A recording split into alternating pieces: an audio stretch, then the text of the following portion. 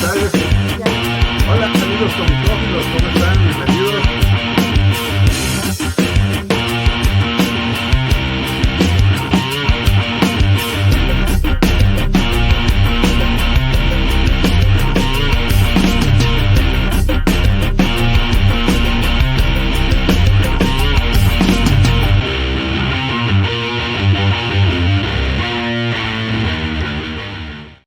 Hola, hola amigos comicófilos, bienvenidos al Santuario de los Cómics y hoy tenemos un programa muy especial con unos grandes invitados, entre ellos nuestro gran amigo y admirado escritor de Conan el Bárbaro, Jim Zub, que está desde Toronto, Canadá. And we have to switch now to English so we can have a good conversation. Also, Ludwig is with us and Alfred Rodriguez Karmix del Café Comiquero. We're all here gathering and we're so glad to receive Jim Zub finally in Mexico, at least via StreamYard. So, how are you, Jim? I'm good. I'm good. All the better to see you guys. It's a really special week. It is. This week we saw the launch of Conan Battle of the Blackstone issue 1, and it's been awesome. The fans have been amazing as always. The momentum right now is incredible, and I'm really excited to talk to you guys all about everything Hyborian, everything Conan. Let's do it up. This is gonna be great. Everything Conan and everything related to all the Robert E. Howard characters, because I understand that Battle of the Blackstone, it's like a reunion of the main characters of Robert E. Howard. So we all have our comic books and the magazines of the Savage Sword of Conan. You guys are making me blush here. This is wonderful. I love seeing all the books. Well, I like to show to everyone that a couple of months ago, like in July, it wasn't June. It wasn't June, right? We were in Cross Plains, Texas. We met That's for right. For the first time on the Robert E. Howard days, and we're so glad to make a very, very appreciated friendship with you, and also talk about our favorite barbarian. And to do it in such a special place, that was my first time going to Robert E. Howard's house, and just being there for the festival was so wonderful. It's so small and it's so focused, and everyone that's there is so enthusiastic and just driven. It's not somewhere you can get to easily. Like, it's a hefty drive. Even I flew into Dallas, and then you rent a car and you drive for 3 hours. And the last 45 minutes is mostly dirt roads, like it is out there in rural Texas. And so you go there because you really, really want to. You want to be in that place. You want to hang out with kind of some of the most important people kind of in the Robert E. Howard fandom, actual scholars of the material and some of the most dedicated fans that I have ever seen. And it really took me aback. It was a really, really special weekend. One of these scholars that we met there, and we're glad to meet this person because he's a great guy, is Jeffrey Shanks. Oh my gosh. Yeah, Jeff's wonderful. I've been working with Jeff now for well over a year, but that was the first time that we got to hang out in person.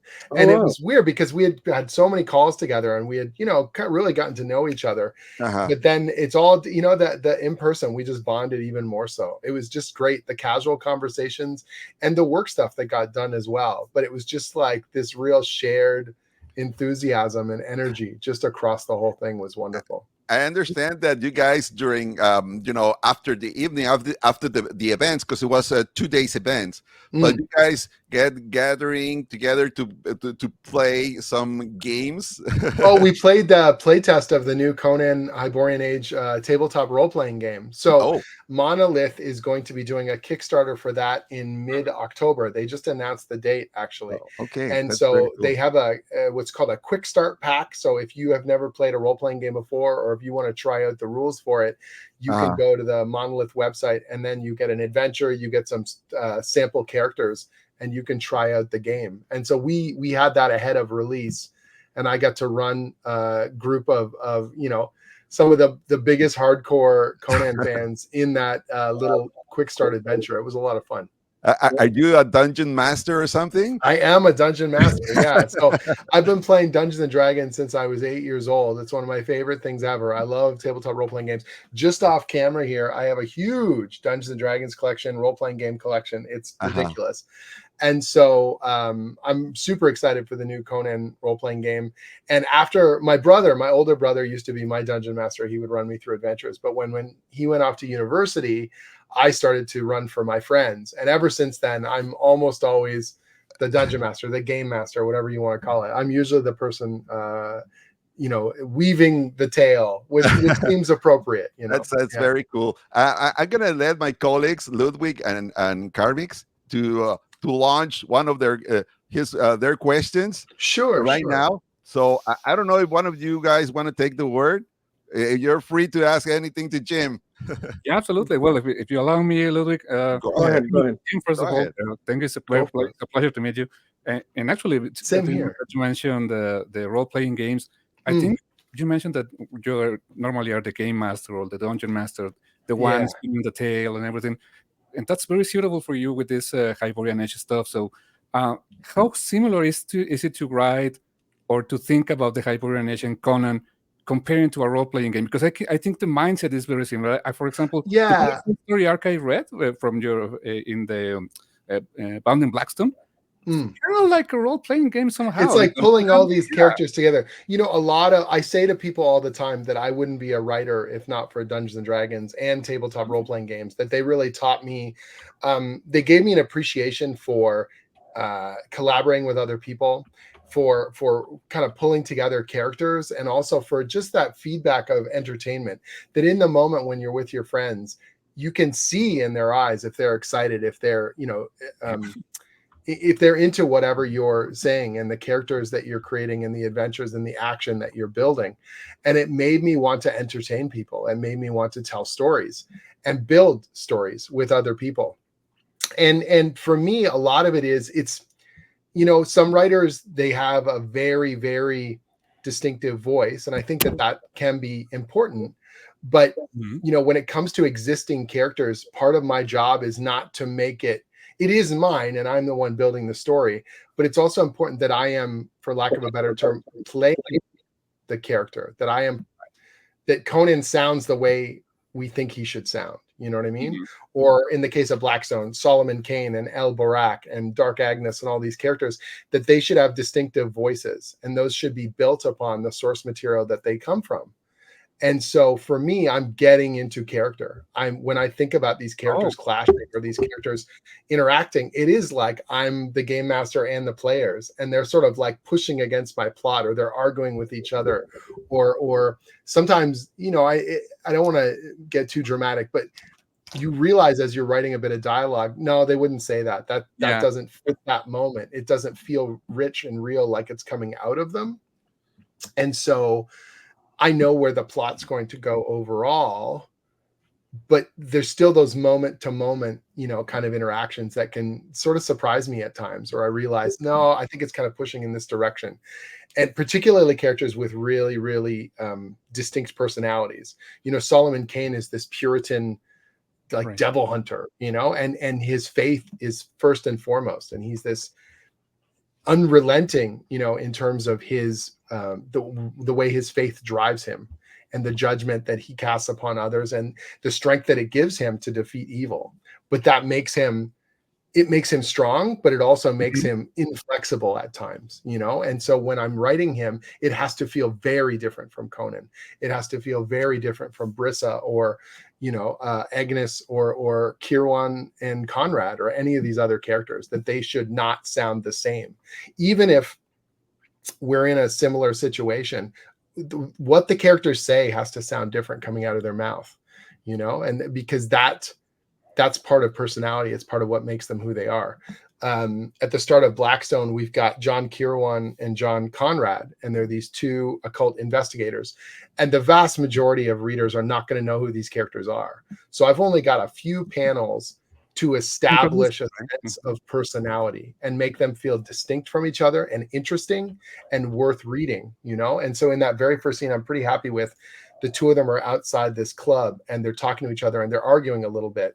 And you can see right from the get-go that Conrad's a little more flustered, and Kirwan's got this kind of highfalutin sense of all of this is, a sign and destiny. And he's even deeper kind of into the occult thing, but more accepting of it.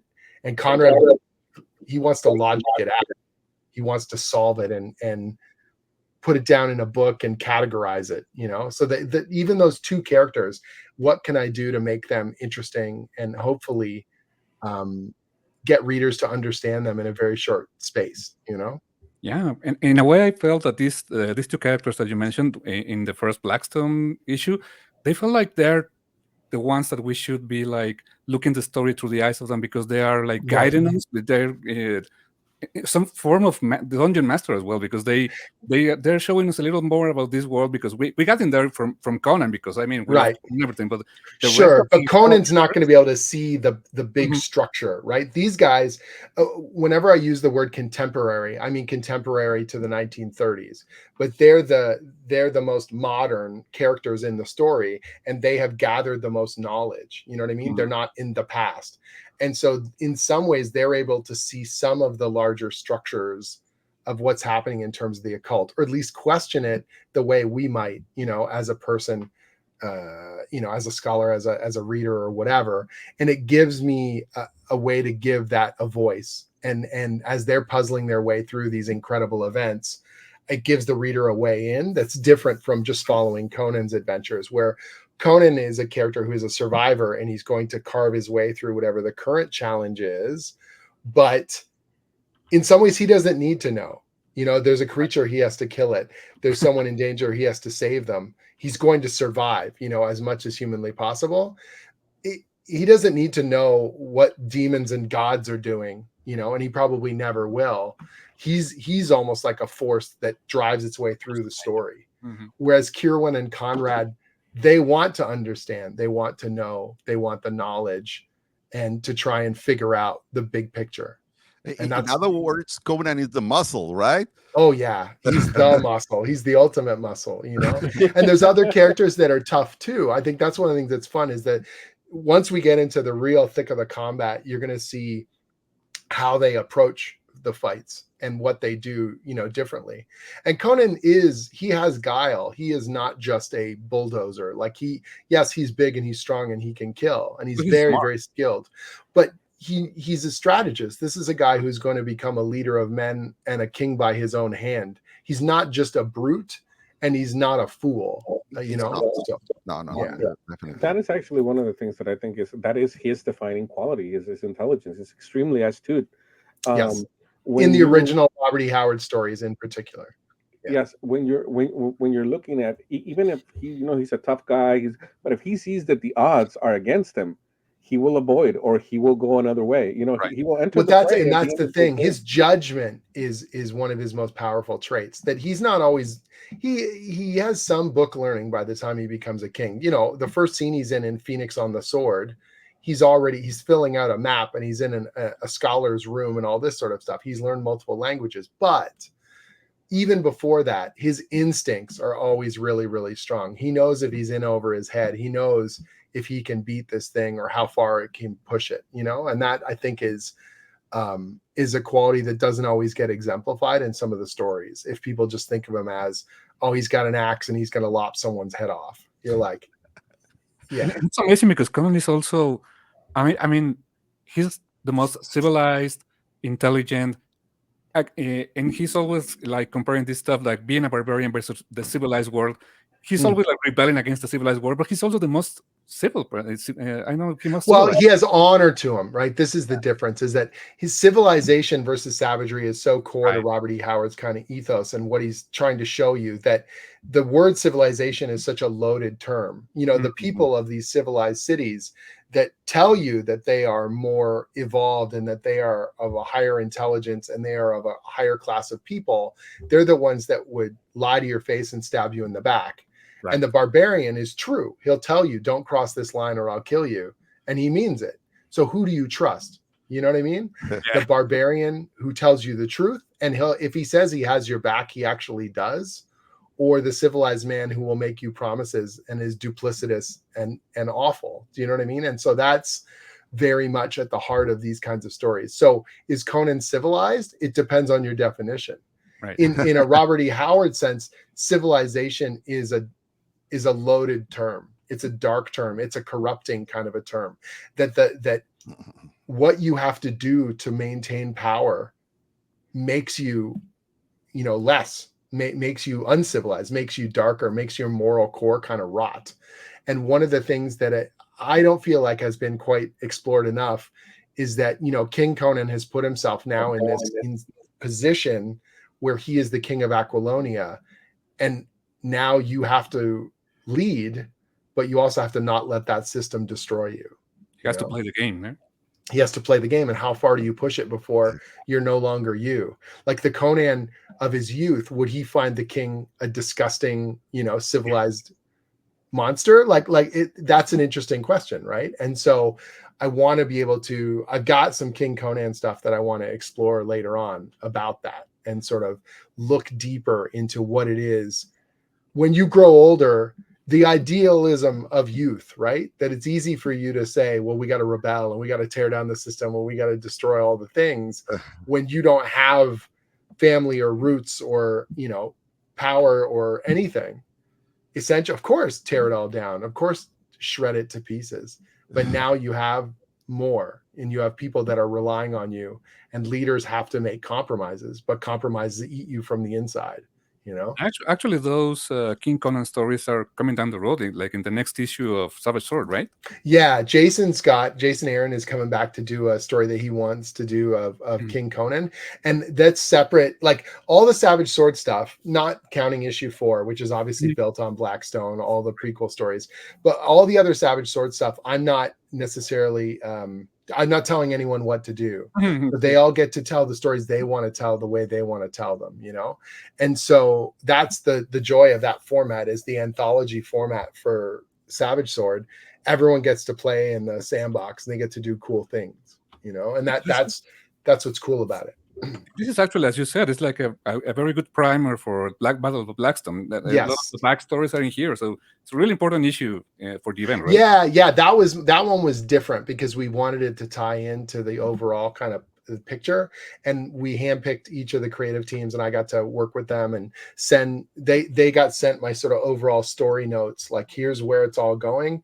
Where do you want to plug in and what are you excited about? I need you to do at least this one thing with the sigil of the Blackstone, but beyond that, still tell the story you want to tell. Like, I don't want to ruin your creativity within the scope of that, but make us, what I said to everyone was, by the end of your story, hopefully you make new fans of that character, that people are excited.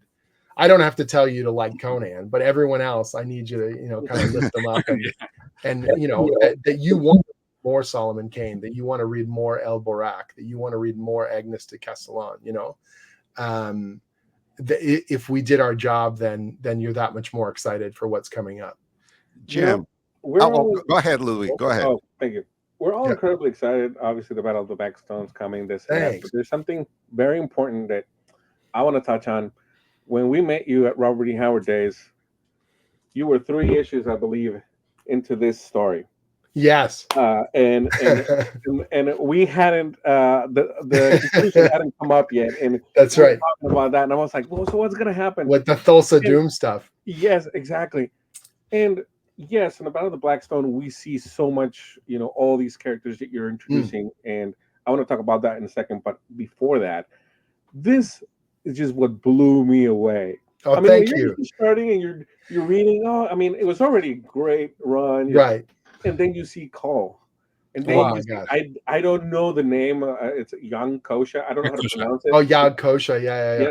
And you're like, oh my God! It was like, it's me not an old friend, right? Yeah, man. What was you got to keep? So in the original structure, now it feels so inevitable because we've been a success and now we've got this long-term plan, right? But in the original, we didn't know if the book would be successful. So I had 12 issues, Heroic Signatures and Titan had promised me 12 issues to bring a readership either back or a new readership or combination, right? And so I had to make those first 12, Free Comic Book Day number 0 and 1 to 12 hit like nothing else. Like I had to make it as cool and epic as I could because I didn't know if that was going to be it. That if my last issue was number 12, that I could walk away satisfied. And so I wanted to use Thulsa Doom. I wanted to use Kull. I wanted to use all these big, cool fantasy and, things and drive it as epic as I could, because man, I thought this could be it. This could literally be my last chance to be a bard for the barbarian. So don't screw this up. And luckily, even by like issue 4 or 5, we already knew, okay, the book's doing great. We've got a solid readership. It's going to go the distance. Now we can build that much further. The hopeful plan became the plan, And so when I looked at 12, when it came out, it really felt very special for me as well, because first of all, De La Torre and I get along so well, and he was just delivering on every damn page. The artwork would come in and I couldn't believe how beautiful it looked. And we got to do this cool thing that I had hoped, that we got to bring Cull and Conan together in a way that felt like it worked and made them feel different from each other and gave them both stakes to do this big final fight, and then surprise you with this cosmic kind of conclusion, this dramatic, climactic, explosive thing that is satisfying on its own, that you can read The Age Unconquered, that third arc by itself, and enjoy it, but it also tees up Blackstone, that it tees up what we're doing now. And I hope that when you guys see Blackstone number 4 and you read the finish, and I can't say big cool thing, big cool thing happens, that everyone, that as many swear words can fly out of your mouth as humanly possible. And the awesome thing when you're reading this is that if you don't know anything about Conan, right? You don't know anything, and you're just like grabbing this comic book for the first time, you're completely entertained by the story. Thank you. That was so important to me too, that I wanted to play something that the hardcore fans would enjoy, but that if someone has never read Conan before, they would be satisfied and excited. And that, you're trying to strike a balance between those things. Like, I am a deep fan and I love the deep fandom, and we know each other, and you guys recognize all the cool little cameos and the fun little callbacks, but that your average person can just pick it up and go, man, that was a wild ass fantasy adventure. That was sword and sorcery on steroids. Like, that's my job. I've got to be able to entertain, and I keep saying to people, they get intimidated and they say, there's so much Conan stuff. What should I read? And I go, you can read all of it. Whatever. Conan's easier to get into than Superman or Batman or Spider-Man. Conan is in a prehistory of our world, and he's got wanderlust, and everywhere he goes, there's action and adventure, and where he goes, stuff changes on the edge of his sword. That's what you need to know. I can attest to that, because we've been doing reviews for all of the arcs in my podcast, I do that with my brother, and he's not the most Conan enthusiastic, but I mean, right? He plays along. He says, yeah, let's do that, and he loves the stories. Good. And I mean, he's not very Conan savvy. I'm more Conan savvy, but we both. But that's okay. That's kind of better in some ways, that I can get a casual person to buy in. That they're excited too. That what makes me so happy.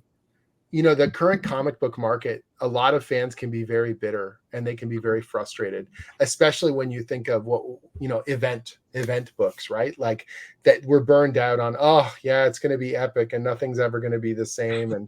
But it always feels the same. And the fact that the enthusiasm that I've gotten for Blackstone, I know a lot of people, if we would have tried to launch with that thing, people have been like, oh, crossover, oh, a bunch of obscure characters I don't care about.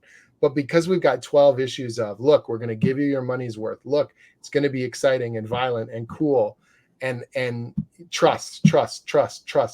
And so now, when that new free comic book day issue came out for Blackstone, we got nothing but enthusiasm from readers and nothing but enthusiasm from retailers, because we had spent the time to show you that we are, going to earn your cover price every single month. And that's super valuable. And I don't want to ever take that for granted. I don't want you to feel like we're, do you know the term resting on our laurels? Like that we're just going to slow down because now we got a readership and you guys are going to buy every issue. It's like, no, I need every issue to like get my blood pumping. you know, when I'm working on it, that I want Doug Braithwaite, you know, he sends me these wonderful emails.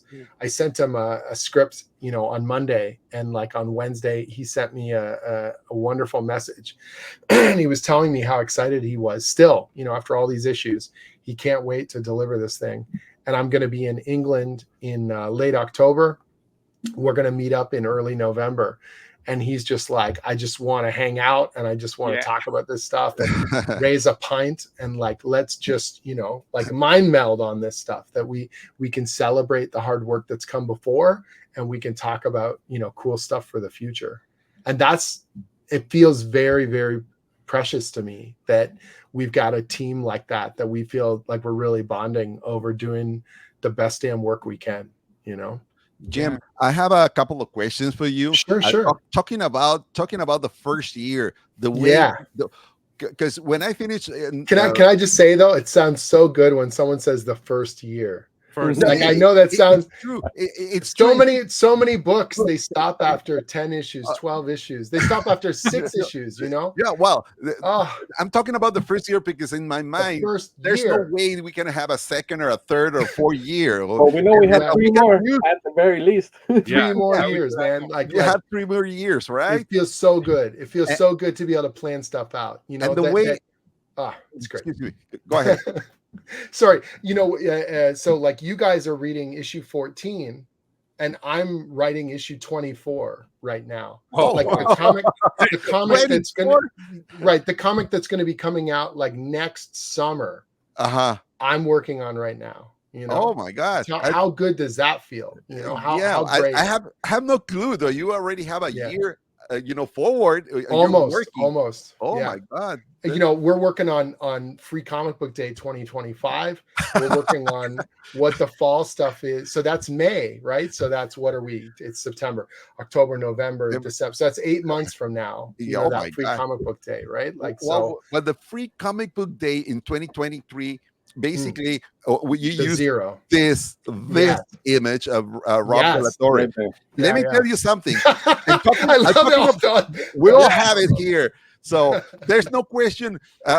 You're gathering right now. You're surrendered by Conan fans right now, super Conan fans. Thank you. But this is my question: when everything started in the first year with this image, and the last picture we saw in the issue 12 is precisely Conan riding a horse, and this is closing very well the first year. How cool is that? You planned it? It was a plan. Again, if I didn't get to do more than 12, I wanted to bookend it. I wanted it to feel like start finish, you know, because I didn't know. We didn't know for sure. It had to, right? You know, dawn and then into the night. And what was funny is if you do the page count, all of our Conan, you know, the issues normally are 22 pages, right? But that issue's 23 pages. Because I realized we had so much stuff we had to do. I said, can I please have an extra page? Because we need Rob to do the horse, you know, and there's so much other stuff we got to do. You'll be thrilled. In Blackstone #2, we have 24 pages. We added 2 extra pages because there's a scene that I wrote, and I said, I can do this in a page, but it'd be cooler if it was 3 pages. Like, it'd be way more badass. And they said, okay. You know, and that's what's great about working with Heroic and Titan is they're like, what's good for the story? What's good for the art? What's good for the finish? You know, when I saw this image and I said, there's no way that this is actuality, you know, no, it's not a coincidence. That's the word I was looking for. A coincidence. It wasn't a coincidence. It has to be something very, very planned, very well. And Rob De La Torre knew about this. So your communication with Rob De La Torre and Doug Braithwaite, and Jonas Scharf, you know, it's great. Like you are in contact every day or every week. How do you guys work? I mean, every week. Yeah, it depends on the artist, right? So someone like Doug, for example, you know, Doug will before he starts an issue, we'll go back and forth a lot. He'll ask a bunch of questions. I'll send a bunch of visual reference. Jeff Shanks will usually get looped in if there's something more elaborate about the Hyborian age, or, you know, architecture or culture or fashion or ornamentation, like all those things. That's when Jeff gets more heavily involved. Or I'll usually ask a question. I go, I think it should look like this. Does that work, for everybody? And Chris Butera, our editor, obviously is on all those conversations. And then Doug will just go away and he'll like work for a few weeks on all the, and I say roughs, if this is just in audio and you're listening, I'm using air quotes, roughs. They're the most beautiful penciled pages. They look like they're 80% done, in his rough phase. And then we might make some very small adjustments on the roughs. If I need a little more room for dialogue or can we make a little more clarity or whatever. And then he goes off and inks the whole thing. And so Doug will deliver like a third or sometimes even half an issue all at once. Like I just get this barrage of material. I don't hear from him for a couple of weeks and then my inbox just drops, whereas someone like De La Torre is usually sending me like pairs of pages, like every 2, 3, 4 pages, I'll get them. So it's much more steady kind of flow. Constant kind of in my inbox, Jonas is another guy who just does like half an issue. Like I'll get 10 pages, 12 pages, boom, and it just like hits my inbox. But Jonas does he does thumbnails, so he does roughs. They're smaller, tight composition. You can't really see character faces, but he's got all the angles, and here's how the panels are going to lay out. And he'll do the whole issue like that in the thumbnail. And we go back and forth and, hey, I need a little bit more room or, can we space this out a bit different or whatever. I don't have to ask for much. Like they're all so professional and they're all so skilled that honestly, most of the time I just enthusiastic, let's go, Yeah. So each artist has got their own kind of thing. I'm working with Danica Breen now. She's doing a 2-part story for our, 5th story arc. So the 5th story arc is called Twisting Loyalties, and we're doing 2-part stories, and she's doing the first 2-parter. And you guys are going to be blown away by the world that she draws. So the environment, she does beautiful, beautiful backgrounds. So it's the height of sort of Belit and Conan's pirate fame, and they've docked in this port where no one knows that the Tigress is there, and they're sort of secretly in the town. And this coastal city that she's drawn is just jaw-dropping. The buildings and the architecture and all the little places, the alleyways between buildings and the caper that they end up going on. She is making this place feel alive in a way that I have not seen in a Conan comic in a long, long time. So I think people are going to be really surprised. It's very different from Jonas and Doug and De La Torre, but so good, and that's what's great. It's a level of quality, not necessarily the exact same style, right? She's going to become a regular artist. Well, this is sort of, I don't want to say trial run because she's very skilled, but this 2-parter, I know that I would love to see her do more. And, her black and whites are so good. I'm thinking like, man, I would love to see her do a Savage Sword story or something like this after. I can't wait. I'm going to try and get permission to see if I can tease next week. Even I might post a page or a panel or 2 of her stuff. And I think people are just going to be like knocked out in terms of place, the sense of place and environment that she's building for this particular adventure is really, really cool. And her staging is immaculate. She's very thoughtful about where she's putting things in the panel. And Zhao, the guy who colored Blackstone, he's going to be coloring her 2 issues so that Diego can get ahead on the next issues. And I told Zhao, I said, man, you got a challenge. These backgrounds are gonna like break him. They're so detailed and they're so beautiful. I was like, good luck, buddy. Like you're gonna be in it. You're gonna be in it. Another question: is there any plans, or have you guys talked about maybe bringing these stories out in a different type of format, like a library edition? I know. Like the conversations keep happening in terms of hardcovers or oversized. I would love to see an artist edition, like the 11x17. So you see like the reproduction boards, someone like De La Torre or Doug. That would be amazing. I don't know the schedule on that stuff. I've had some great meetings with Titan, But honestly, most of my interactions are with Heroic. Like I deal with Heroic 90% of the time. Got you know, we deliver a finished interior to Titan. That is our job at Heroic, is to make the inside, those story pages, as amazing as we can make it. And most of the cover stuff and most of that stuff is sort of dealt with more on the Titan end.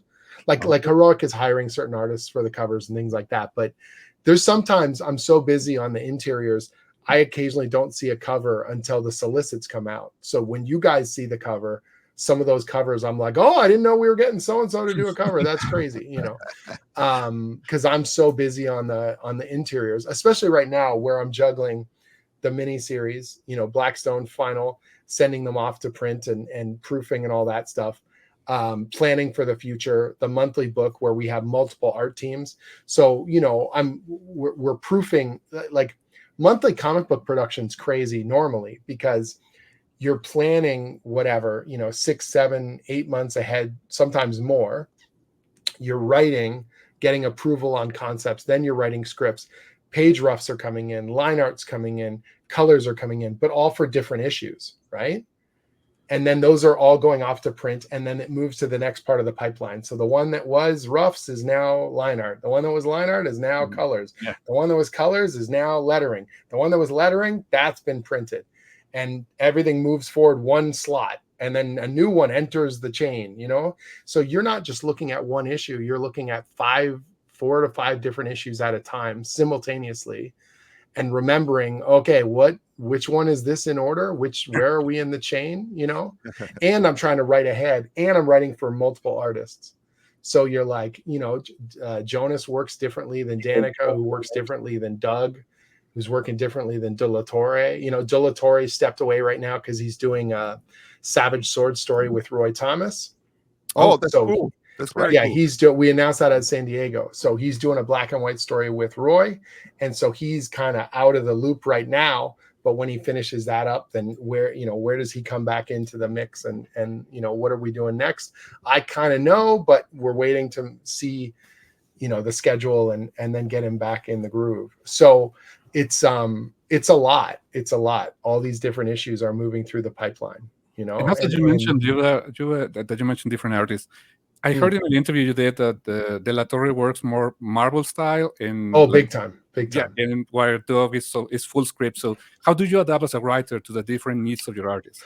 Yeah, so it's funny. Most of them right now are Marvel style. So, you know, I do it for Conan. So De La Torre is obviously Marvel style. That's what he wanted, and that's what I wanted to be able to give him the flexibility. Mm-hmm. Doug wanted full script. He really likes he wants to see particularly how much dialogue is going to go in every panel, and the lyricism, you know, of the narration and stuff like that.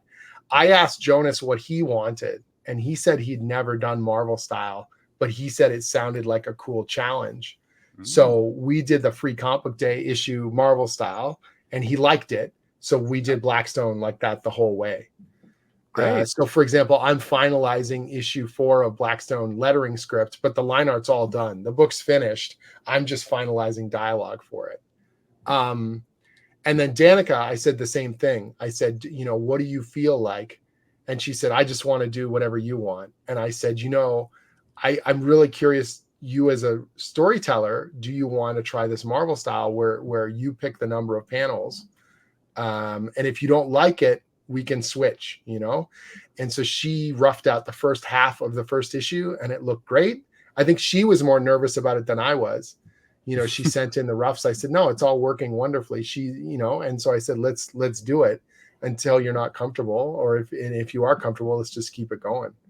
So I want the artist to know that they're central to my, I want to play to their strengths. Whatever they want, I want them to be happy, because the visuals are so important, you know? Yeah. In what number we going to see her work? What number we're going to expect? She's in 17-18. 17-18. So that's going to be next year, 2025. Is it? No, it's going to be November, December, I think. Right. November, December. In English, yeah. Oh, okay. This year. Okay. Yeah, because 15 comes out September. Okay. 16 October. Yeah. Okay. So November, December is going to be November, her issues. December. Oh, okay. Yeah. So we're going to close this year, 2024, with her Danica, work. and then Danica. Doug's back for 2 issues. He's doing a 2-parter. He's so excited about. I can't wait for you to see it. It's crazy. It's going to be so good. And then I'll tell you guys get a little bit of a scoop here. So the Savage Sword #4, Fernando Dagnino, the guy that he did the Blackstone, the Conan story in Savage Sword 4, he's coming onto the monthly. Yeah, that's good. I love that. He's from Spain too, right? Yeah, De La Torre turned me on to his stuff. So he basically said, my friend Fernando, you got to see his stuff. And I was like, well, send it to me. And he sent me some of his commission stuff and some of his other pages. And I was like, what the hell? He had done some of these European graphic novels and they were so good. And I said, let's get him to do a couple covers. Let's get him to do some Savage Sword. And as soon as he finished that Savage Sword story, I was like, man, I want to keep working with this guy. He's really something special too. So you're gonna see more Dagnino for sure. Look at these pages of Dagnino. He's wicked. He's wicked. I want you to imagine that, but with Diego's colors. It's gonna be gorgeous. Yeah, he's gonna crush it. I see all the time when I see your Facebook page. Now I'm going here. Now I'm going to this convention. I mean, it's the price of fame, and at first I don't know about fame, but yeah. But doesn't it get exhausting after a while? It's a lot. I am very thankful when we get offers to go to places, to promote the books and to see places. Like I haven't been to Chicago in years, and it was sort of like, hey, do you want to do Chicago? I was like, great. And then while I'm in so here's the thing. It used to be more exhausting than it is now, and I'll explain why. I've been in the comic industry, depending on how you want to measure it, about 20 years.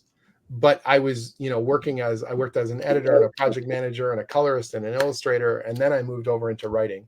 Most people didn't start seeing me or thinking of me as a writer until probably 2009, 2010, and maybe not even then. If you're looking at Marvel stuff, we're talking 2014, 2015, so I've been around for a while in different roles. But once my own creator-owned career really took off, my wife and I would go to conventions together. And even if you're invited as a guest, so they're covering your travel or whatever, you still got to figure out how you're going to get books there.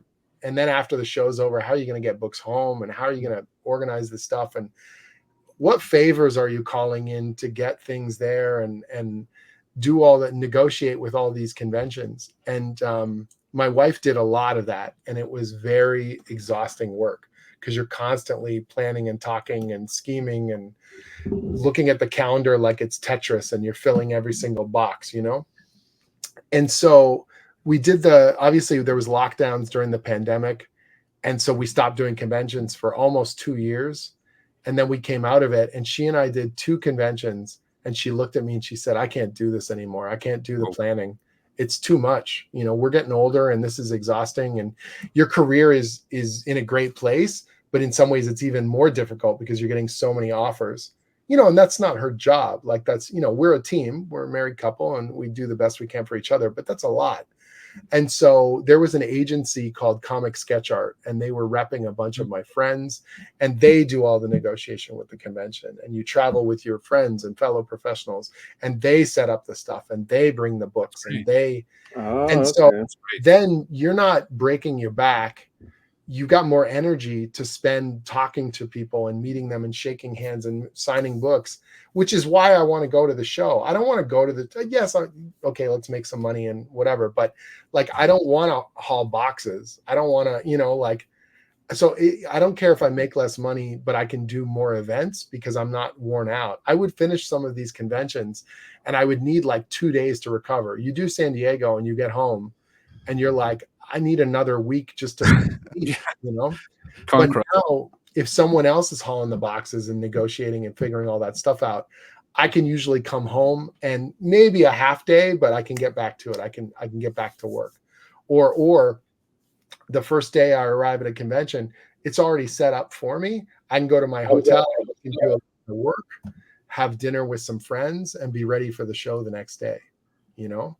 And so now I feel really thankful that I've got, it sounds corny to say I've got people, but that's their job. Their job is to set that stuff up and to run it, you know, because I don't think I could do it at this level. Like you said, it's crazy. You look at those Facebook posts and I'm on a plane and I'm out the door and I look at my schedule and I'm like, oh, it's going to be a lot of fun.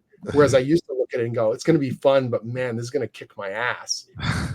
And so now it's like, it feels more doable. You know, we've got this, we're doing a convention in Wisconsin for Dungeons and Dragons stuff in mid-October. And literally I get home from that convention and we have one day to pack. And then we're on a flight to England. And then I'm doing London, England. And then I'm taking, Titan is based in London. So we're going to the head office and I'm going to finally meet a bunch of the people there who I only know over emails. And then I'm going to get on the train and we're going to go north to Newcastle. And I'm doing a Dungeons and Dragons event in a castle, which is going to be crazy. Wow, that's very cool. And then we're going to do more signings around there. And then I'm going to go up to Scotland because I've never been and I really want to go, you know? And so it's like, if I think of that 4 years ago, if we had to plan that all ourselves, I would be like wanting to throw up because it's so much work and it's so much organization. But now it's going to be like, okay, well, those guys are taking care of that. I'm just telling them what cities we're going to be in. And then they figure out, okay, you got to ship stuff there and that's got to be there to meet Jim. And we're going to send a rep up there and they're going to set up and they're going to do all that stuff. And then Jim shows up to the hotel and he gets his, badge for the convention and he's set. You know, that's their job. That's the way that's supposed to work. Jim, I was talking with some guys in my I have a Facebook group of my own channel, my own from El Santuario. So we were talking about the possibility that you can come to in Mexico City to a convention, a comic book convention. Right. Is it possible? You've never been? I've never been. No. But so I know that both negotiations should be through you or through an No, it's going to be through Comic Sketch Art. So what they'll do, because they rep like 50 different creators. So like Chip Zdarsky, they rep him. They rep Scott Snyder. You know, they rep like all these different creators. If you go to the comicsketchart.com, they have a list of all the Greg Capullo and Frank Miller, like all these, people. And so what it sort of goes both ways. A convention can reach out to them and go, hey, we really want Jim. And they might say, I bet you there's 5 other creators that have always wanted to go to Mexico City. And we'll ask Jim too. Here's what needs to be covered. We got to check the dates. If his wife wants to come to Mexico, will the flight cover for that and things like that too. And then they'll say, do you want us to put together a package? So then you say, well, we want 5 creators. We want one guy who's worked on Superman and someone who's does X-Men. And then they come back and they say, do you want these people? These people are available. Here's the budget. And then that all gets negotiated out. Okay. So it works that way. Because in my mind, there's a huge convention. Well, there's several, but one of the main ones, they call La Mole. So in La Mole, it's very, very popular, especially with prices, for the fans. But the thing is, I was thinking, why don't we do a Conan event in so what time of year is that? What time of year is it? It's month March. They have 2 shows a year. Okay. March. So then it's like now is, in October, like 5-6 months ahead is a good time to negotiate that stuff out, right? Because I just got my list. I got a list of 2025 conventions that Comic Sketch Art sent me.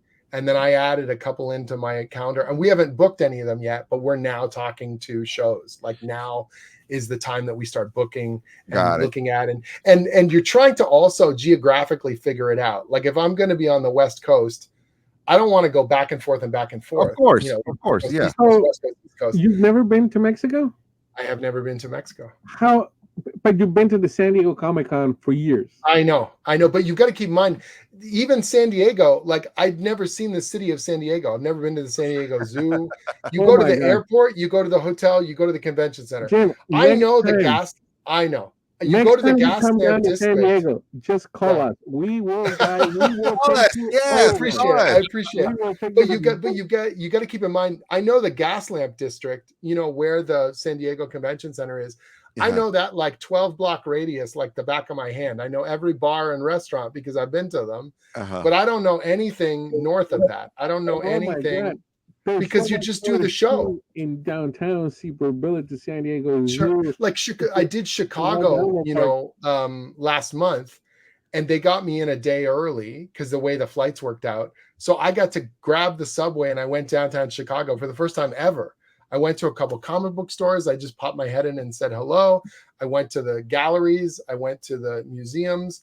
I'd never seen Chicago. I've been to Chicago Comic-Con probably 6 times, but I'd never seen the city of Chicago because you're in a bubble. You know, you're hanging out with friends and you're at the hotel and then you're out at a bar and then you're at the convention.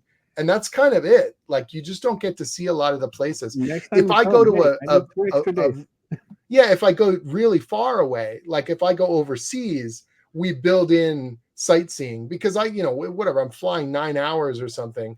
I want to do more than just do a 3-day convention. I want to like see stuff. Yeah. Like, I went to Paris Comic-Con in 2019.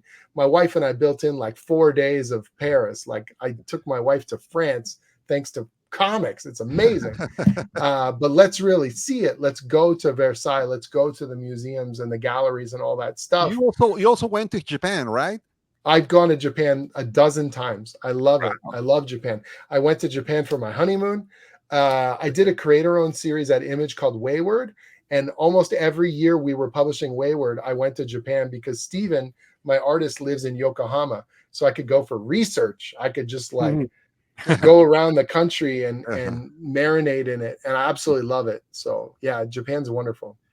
Well, the idea of having you in a convention in Mexico City It would be cool. will be great, but it will work much better if there were like an event, like a Conan the Barbarian event inside the convention. Oh, it would be great, right? And so I we know can that have Rob de la Torre and other artists, and you. Right. So Rob's like the mystery man. I don't know if he lives outside of Madrid, and I don't know if you will ever get him out of the convention. Because I feel bad sometimes because I want people to see him and I want people to celebrate his work, and he barely does any interviews and he doesn't do video, and like he's like the mystery man making these magic pages. And I always tell him, I'm like, we should do an interview together. Or I get a lot of conventions will contact me and they say, we're trying to reach De La Torre. We want to offer him to a convention. And I'll say, Rob, do you want to go? And he's like, no, I'm just going to stay home. I'm just going to draw. And I'm like, because they'll pay, man. You get on a flight. And he said, you come to Madrid, we'll go have a drink. And I was like, okay, I got to go to Spain at some point. I want to hang out in his studio and just like lurk. I just want to watch him make magic. What's going to be great is going up north because Doug lives in northern England, so we're going to hang out and have dinners and do a couple signings I think up there, which is going to be a lot of fun. So yeah, it's going to be cool. I met Doug before. I met Doug years ago. I was just a fan of his, and we were at a convention and I was just like gawking at his work. Getting to work with him and now becoming, so close over it feels really special. Hopefully we can meet Doug Brightway because I think he can travel a little bit more than I think he's a little more open to that than probably De La Torre. That doesn't mean that Rob will never do it. I slowly kind of nudge him every so often, like, come on, man, let's do the thing. But you never meet him in person? I have not. No. Okay. I would love to. Obviously, I would love to do a lot more European shows because we're in so many languages. I know the South American fans, they really want me to come to South America. So it would be cool to go to, Brazil or something. Brazil is very important in Comic convention. Man, those Brazilian fans too. Holy crap. They're so passionate. It's very, very, it's like intimidating. They're like really, really into it.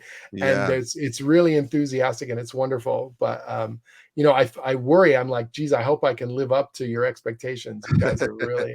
Wait till you get a lot of the Mexican fandom. Yeah. It's great, man. Like I love the passion for the character. He's older than Superman. There's a real legacy there that's very special to be a part of it. The number of readers I get to meet right now who are like as old as my dad, and they've been collecting, since the 70s, the comics, or they've been reading, for decades, the novels and the original stuff.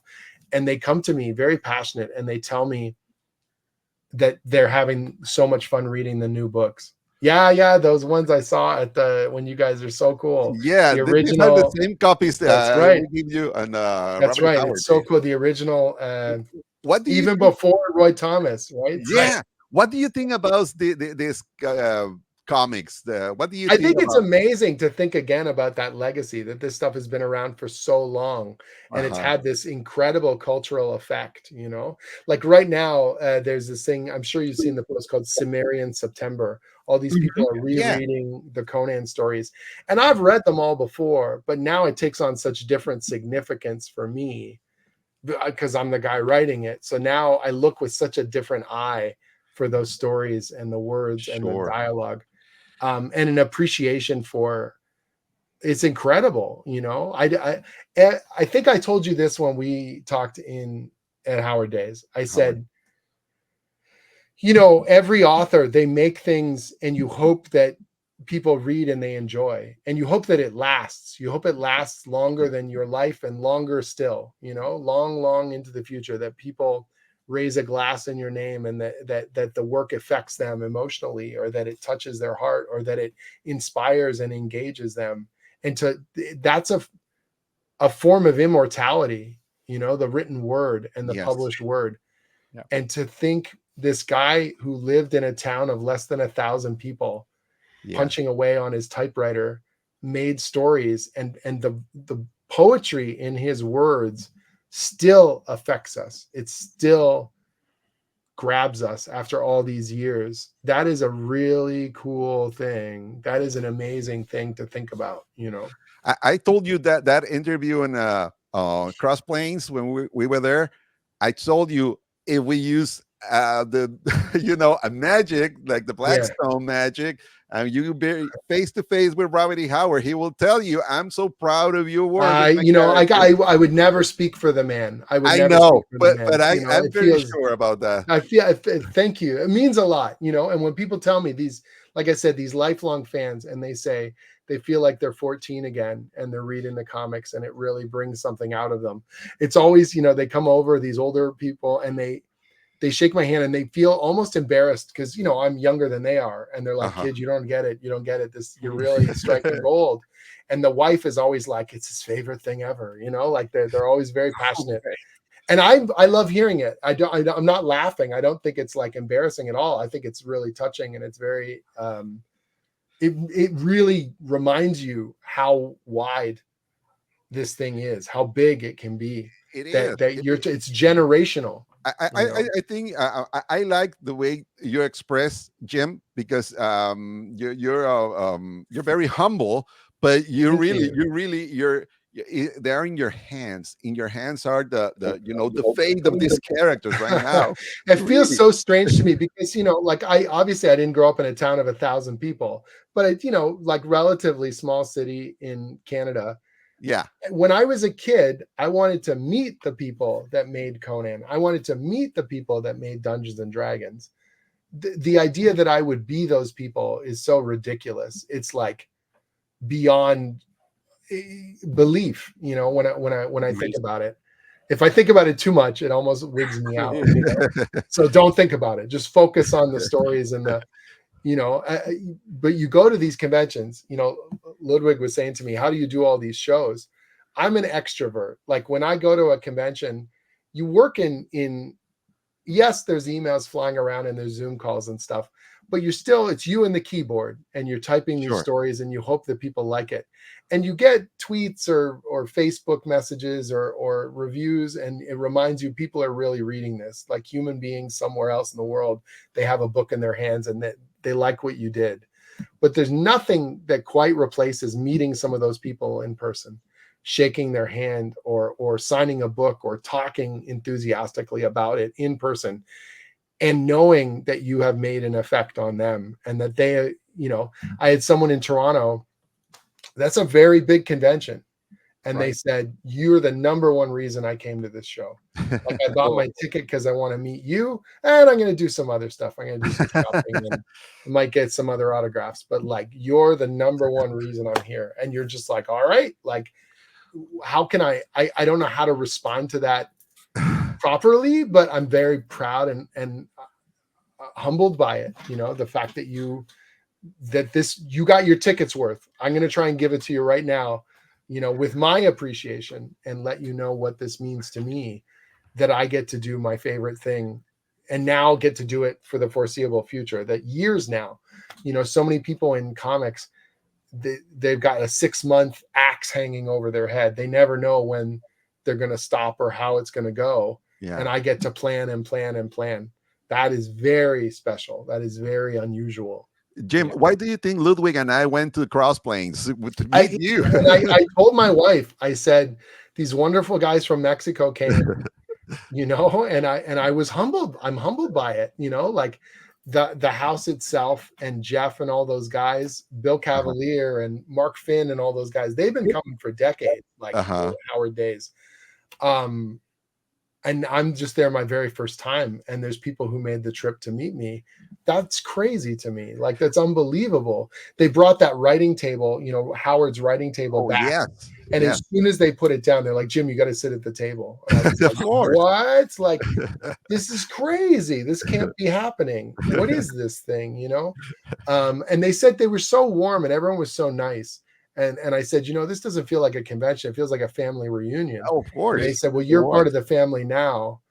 And I said, yeah, but I'm the cousin you didn't know existed, and I got a deed to the house. Like, you know, I'm an interloper. Like, I'm new to all this stuff, all things considered. Like, I've been writing Conan stuff off and on since 2016 when Gail and I did Conan Red Sonja. But even when I was the guy, that's right, even when I was the guy at Marvel, I didn't feel like the guy. You know, that book was such like a runaway train. I got to get that thing out. And I'm very proud of the book, but that was like really cool Marvel gig. And I got to get this, like, a monthly book on a superhero title is relentless. I can't write 10 months in advance. You know, I've got it. It was just like breakneck. And you just hope you're getting material down that's working, you know? And so by the time it started to dawn on me, oh my God, I'm the writer of Conan the Barbarian. The pandemic had hit and everything was screwed up. And then the book, you know, slowly got pulled apart, and through no fault of our own, but that was just the way the world kind of spun out. And so I never got to go to conventions to promote the book. Like, the first issue came out in, I want to say February, and we had 2 issues out, and then the pandemic, because the pandemic really, March, it got really crazy, and then everything shut down March, April, you know. And so I never did a convention for Conan at Marvel. I never signed any books. I never promoted the thing. I never, you know, got to meet fans. The whole run came out during lockdown, and then the book was gone. And so it's like, it was like I did Conan. Do you know what I mean? But it didn't have any of the normal promotional things or travel things, or right? I didn't talk to fans. I mean, how am I talking about, hey, I'm doing the Barbarian book, and it's like, also people are dying and we don't know if we're ever going to leave our houses. Like, you know, it was just a very, very, very different time. And so as much as I did it and I'm proud I did it, it's like it was like a weird sort of a dream that kind of just vaporized. And then to get to do it again at Titan, it feels so special and cool, and heroic as being so amazing. And now do you it's think exploded. So that the fact that you did that Conan before in Marvel helped you prepare for what you're doing now? Yeah, I mean, you never could have planned for it, because how could you? It's so crazy, the sequence of events. I should now, you know, it feels insane that I got 2 chances. How do you get your favorite thing twice? You know, like, that's nuts. But it did make me a better writer, and it did make me appreciate it more. And it made me, like, when Fred Malmberg and Jay Zetterberg said, you're the guy again, but now on this bigger scale of, you're going to relaunch and front this new publishing initiative. The the pressure I felt, good pressure, like there's good pressure and there's bad pressure. The good pressure, the like, okay, you're up to bat. If you don't hit the home run, we don't get the World Series. Like, you know, like that kind of don't fail now, buddy. You know, like you can't blame the pandemic this time. Like you got to really, really, really, really do this thing. But and so when even then, like the first story that I ever read from you was The Gambler.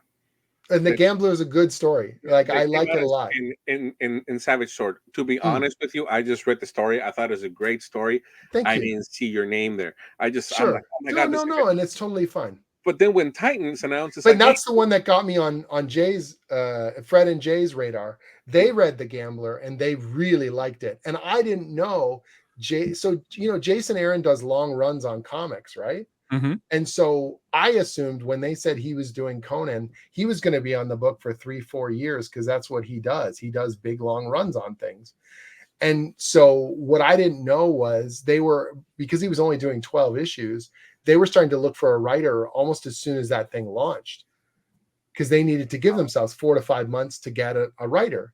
And it just so happened I handed in The Gambler right as they were in the middle of like, all right, we got to get another writer.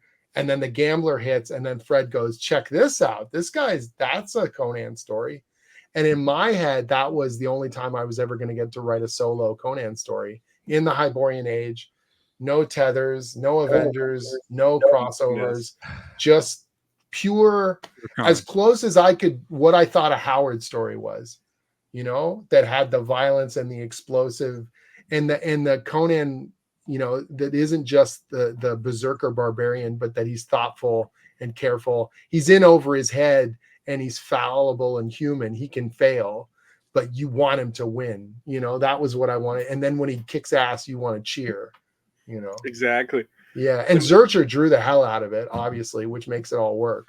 So when I saw the Titan news that, Jim Zub's going to be the lead writer, and I'm like, who's Jim Zub? And then I see in the credits, it's the guy that did The Gambler. That's going to be amazing. That's so funny. I know a bunch of people, I think that announcement, when they initially said it, a bunch of people were really glum about it. They were like, he just did it at Marvel. Nobody cared, like, and I thought, oh my God, how are we going to, we got to pull this off. Like, which leads me up to my second question. Why do you think that this run that you've initiated has not only been so successful, but there's just so much emotion from the fans? Sure. Yeah. The relaunch that Marvel did a few years ago didn't have nearly the same. I mean, I can't really speak for, it's not for me to speak. I don't know the exact sales numbers that Marvel had. I don't know, and I don't want to, I understand it's natural to compare, right?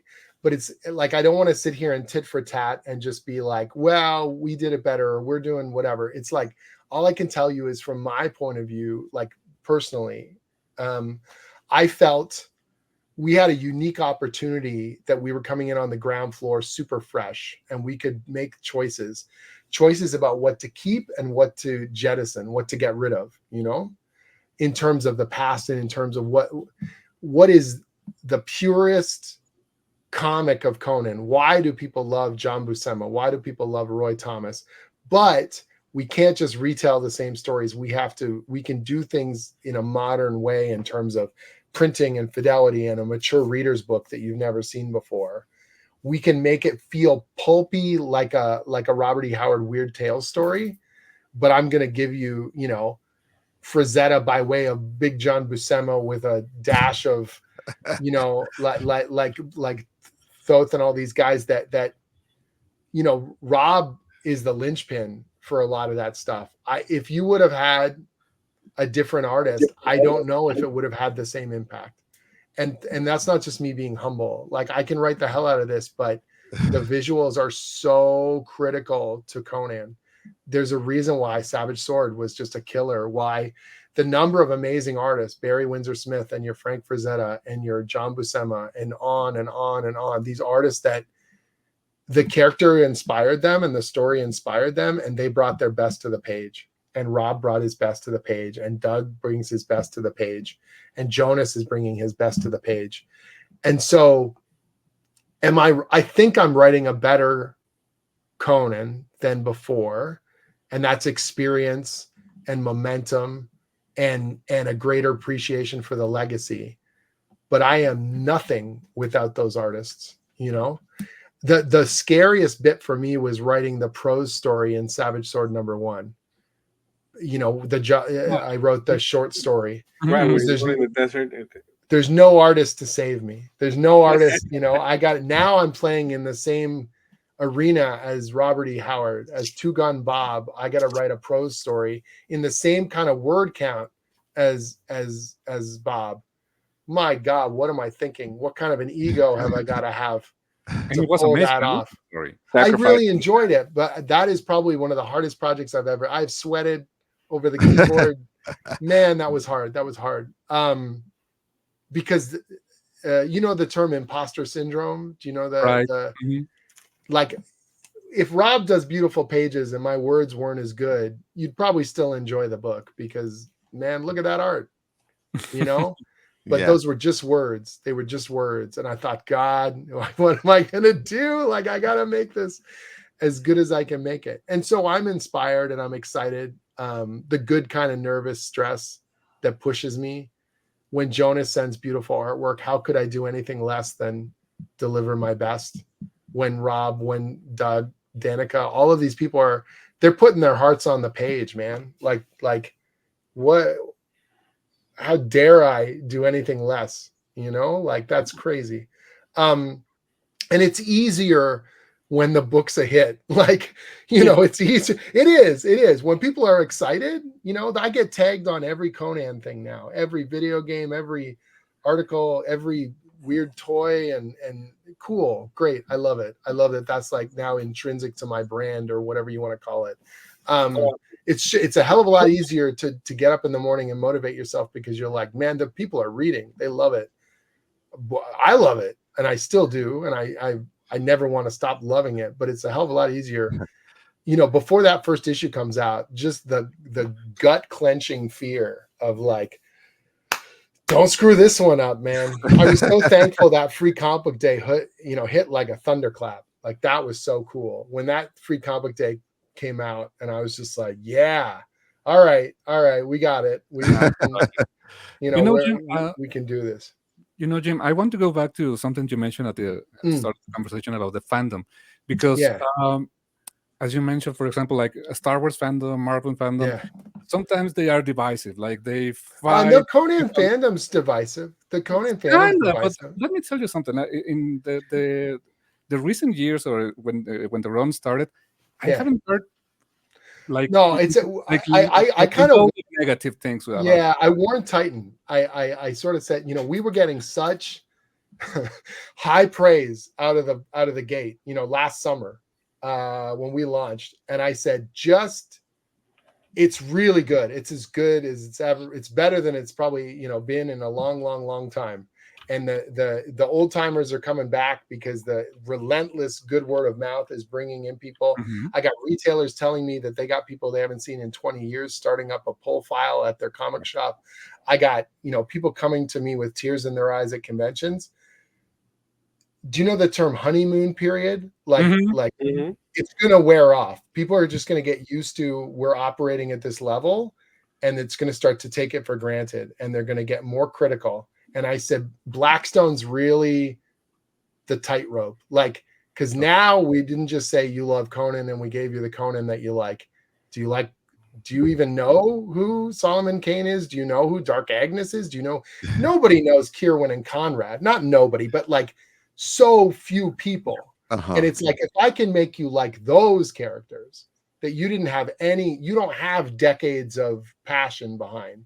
You don't have a shelf full of action figures and swords, and you know what I mean? Like, if you think Kierwin and Conrad are cool by the end of that 4-issue miniseries, if you think that El Borak, I want to read more about that guy, then I feel like we got something super special, because we can elevate these characters that Howard made and get you on board with them. That's crazy. That feels like that's the prize for me. Not that this other stuff isn't, but like I get the benefit of the Atlantean sword and all your passion and the best soundtrack in movies and, you know, decades worth of Frank Frazetta artwork. I get to ride that to the finish line. You know, as long as we uphold our quality, I benefit from that pop culture monolith. You know what I mean? Mm-hmm. But the El Borak fandom, like what is that? Like, fandom, maybe, right? Well, sure, but could I turn that into a thing?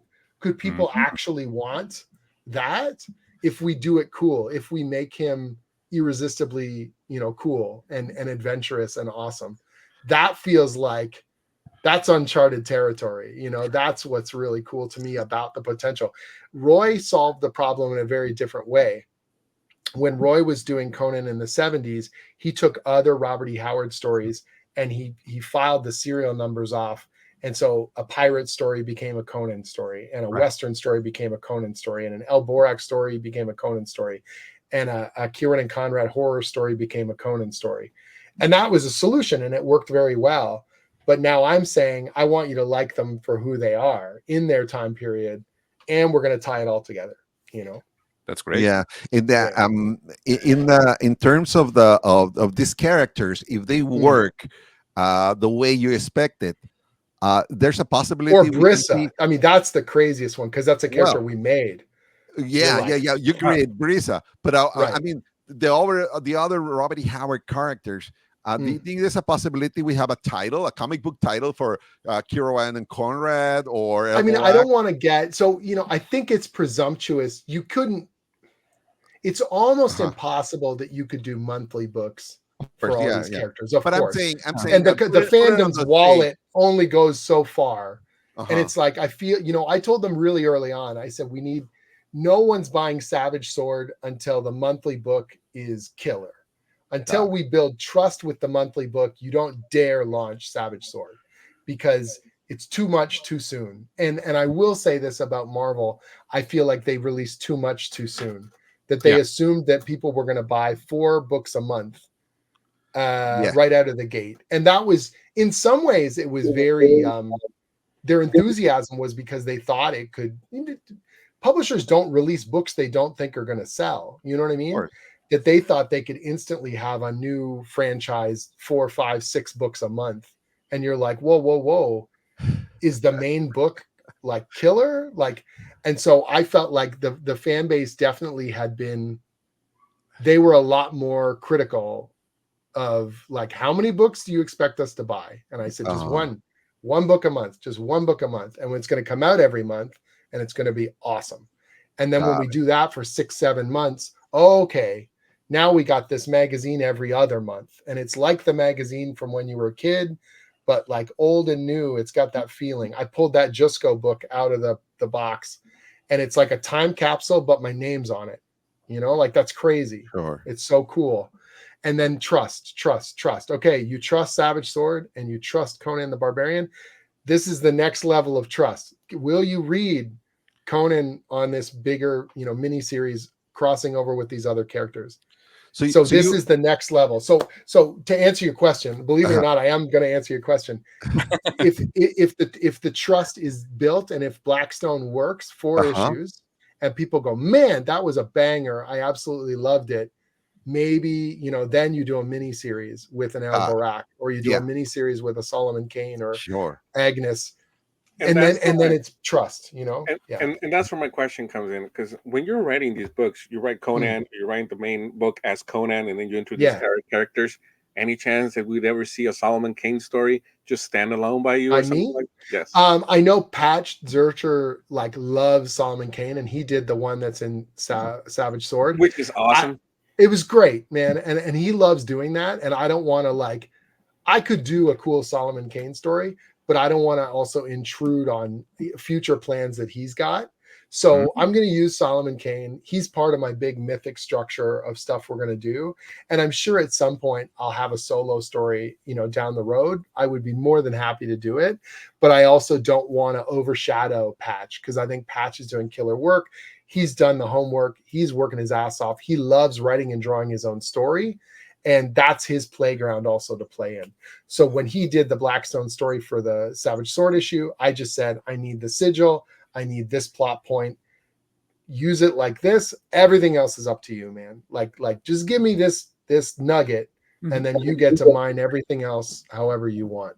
Yeah, because and after so Conan, Solomon Kane is yeah, me probably my favorite character of his property. So the one character, I will tell you this, a bunch of people have pitched Bran MacMorn for Savage Sword, and I kind of told everyone to go away because Bran, I have a plan for. I got a plan for Bran. I got a plan for Bran. And so I just you got to let me do my thing first. It's really important to the big picture. And then once I do that, okay, come on in and do your Bran MacMorn story. But the first Bran MacMorn thing out of the gate, I got a very distinct idea how that's going to work and why. And it plays into the aftermath of everything you're going to be reading, in the months ahead. And so I try not to be like, I don't want to get in people's faces or stop them from telling the stories they want to tell in Savage Sword, but I'm protective of that one little piece because it's important to the big picture. So yeah.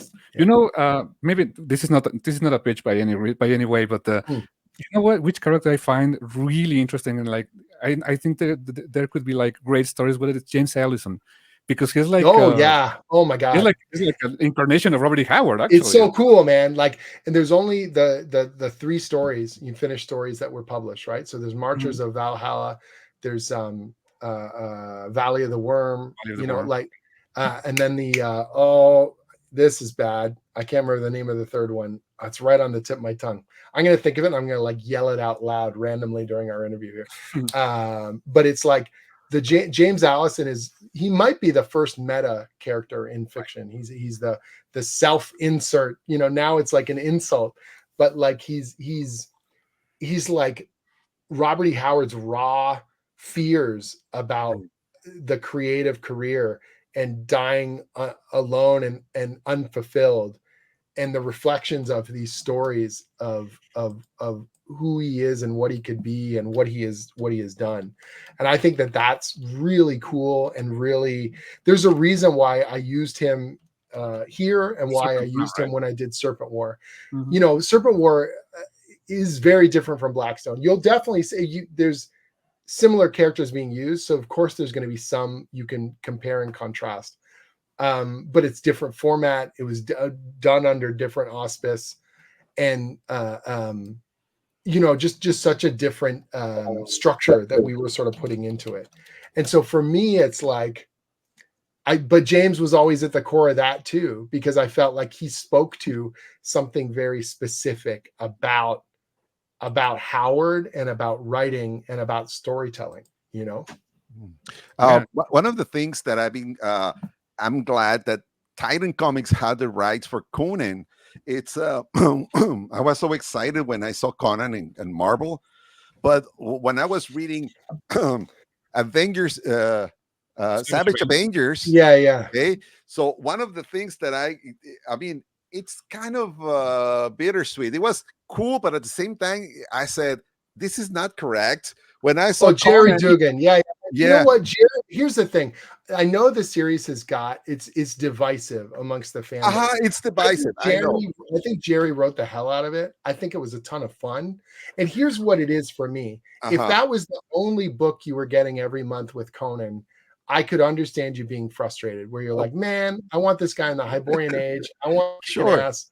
But it was additive. It was extra. If you liked it and you wanted to see him confronting, I liked it a lot too. I thought it was super fun. It's an Elseworlds, yeah. It's an Elseworlds, yeah. Conan running around in different situations. Patch drew the hell out of it. Jerry wrote the hell out of it. It's fun. It doesn't take anything away from the regular Hyborian stories. If they did the 2099 one shot, and it's like it's sci-fi weird future fun, and you're like, dude, more power to you. If that gets someone in the door, if they're a Wolverine fan, Punisher, Venom, Avengers fan, and they're like, I never would have read Conan, but they pick up Savage Avengers and now they want to read about that barbarian. mission accomplished. You've Right. done Yeah. the job. You've One done of the job. things that I really like about Dugan, it's this conversation with Oh between yeah, Conan the and Doom stuff's Dr. great. Doom. It's So great. this is Yeah. awesome. Yeah, You know, the idea. I think to see- even the fans that didn't like the book, that's the scene that Yeah. it feels mean, very Conan. what I'm trying to say, it's I like things like this. But Sure, it was kind of weird seeing Conan with a gun machine of instead of a course, sword. of course. But of at the course. same time, when I see this conversation in the table, in the dinner table with It feels right. It Dr. feels Doom, in it feels character. amazing. And I like that of Dugan. I like this Yeah, writing. me too. I think Jerry did a great job. But, Here's but the at thing. the same time, when I saw that Conan image with the machine gun, I said, "Oh my God, where's the sword?" And then I remember the sword now is in Jim's power because you had a sword, right? Boy, have I got a sword. Hold on. Oh, you're gonna show? Oh my God, you're gonna show us a sword. Yeah, man. That's so cool. That's so cool. That's why Conan has to use a gun machine because you got the That's sword. right, because I got the sword, man. Yeah, it's like it's Tell us the story about that sword, please. okay. Now I'm a little embarrassed about it. So, you know, as soon as the book was doing well, we started moving from Jim's got a long-term plan and we hope it works out. You guarantee you for 12 issues, you're going to get a year. If it goes longer, great. And I said, if it goes longer, you know, we got to negotiate a long-term contract. You guys should give me a sword. That was the joke, you know? Oh, okay. And then we started negotiating, and the lawyers get involved and the contract, you know, points go back and forth and all the things. And we're getting near the end. We figured out the terms and the deadlines and the money and all the stuff that has to happen legally for people, you know, to do the contract thing. Yeah. And one of the accountant guys says, "Is there anything else?" And I said, "Well, I thought there was some talk there about a sword." and I'm joking, you know, I'm joking about the sword. I'm joking about it. But I realized, so then they say, "Are you serious about the sword? Are you for real?" And I said, I wasn't at first, but now I kind of am, you know, like, because it would mean a lot. It would mean a lot to me and it would be really special. And they joked and they said, "Well, Jim, you know, we're paying you quite well. You could buy your own sword." And I said, "But if I buy it, it doesn't mean the same thing. You didn't earn it. The term, you know, they didn't bequeath it to you. You know what I mean?" Yeah, and any fan can buy. Anyone can buy a sword. Yeah, of course. But the guys that own Conan the Barbarian thought I deserved it. Oh. And that's an egotistical thing. Yeah. But we've been working really, really hard for like 2 years, you know, and we've been putting our hearts into it. And I don't know. It just felt right. And I just said, yeah, I actually want this sword. It's like And a so it stayed in there. And the next thing I knew, you know, they were talking, "Jim, we can't bring it to San Diego. You can't bring a weapon into the convention center. It's not a prop sword. It's not a plastic sword. It's what's called a full tang sword. So this metal goes right up to here, you know. If you sharpen it, you could take someone's friggin' head off. And then you got to try and get it in your luggage and it won't fit. And then you got to try and get it over the border because I'm in Canada and it's just going to be a nightmare. So we can't bring it to San Diego. We're going to ship it to you." And I said, "Okay." And all of a sudden it's coming in the mail and oh man, it showed up while I was in Chicago. Oh my God. And my wife takes a photo of the box and she goes, "Can I open it?" And I said, "Nope. You gotta wait till I get home." And so she picked me up from the train station. I came from the airport and it was like almost midnight. And I get in the door and I drop my luggage off and I'm getting ready to go to bed. And she goes, "Open the damn box." I was like, "All right." So we opened that box and there's a photo I posted up, you know, on my Facebook holding the thing. Yes. And the joy is real, man. Like it really dawned on me. You seem so happy on that picture. The real deal. It's very special, you know, and it's very special. So we're gonna put it up probably here in my office. I'm not sure exactly where. We got a couple spots. So in the meantime, it's leaning up against my bookshelf. And yeah, it feels really, really special. I joked with them. I said that if we re-up, if I do a longer contract, they got to send me the father's sword, you know, the other one. It's really cool. And so many friends reached out, really heartfelt, and my relatives who don't even follow my writing career were super excited. My dad's not a nerd at all. And he's like, how much is one of those swords? And I was like, Dad, it's more than you think. You don't want to buy one. Trust me. You know, like I'm so glad you got your sword finally. Yeah, man, it's very cool. It's like I said, it's very special. What a crazy ride, you know, like what a ridiculous. How did this happen? You know, it's very special. So a few days ago, I was in my comic book shop where I have my subscription, when I get all my Conan comic books. Yeah. And then the guy who's in charge there, he knows me from 20 years. He say, I know you like this stuff, and we only have 5 of this. It's like a trading cards. Oh yeah, the old school cards. That's awesome. And then when I opened the first package and I say like 7 images of this cards has the covers of the sort of Conan. It will be a nice idea to have the actual works of Rob De La Torre and Doug Brightwing and all these guys in these cards. Well, I know that. Do you think it's a good idea? I want to see, like I said, the artist edition. I want to see posters. I want a T-shirt with a De La Torre on it, man. Oh, like, that will be cool. I want all that stuff. Like yes, hell yes. You know, the action figure you saw at San Diego, they announced that they're doing a Conan action figure based on the Blackstone Zero cover. And so that specific helmet and that axe, they're going to do an action figure, you know, like that's amazing to me. The new role-playing game, I want to see Brissa, you know, and statted out for the role-playing game. That would be the craziest to me, you know, if our vision of these characters becomes the vision like I had when I was a kid reading, you know, the Barry Windsor Smith or the Big John stuff. Like that feels so cool.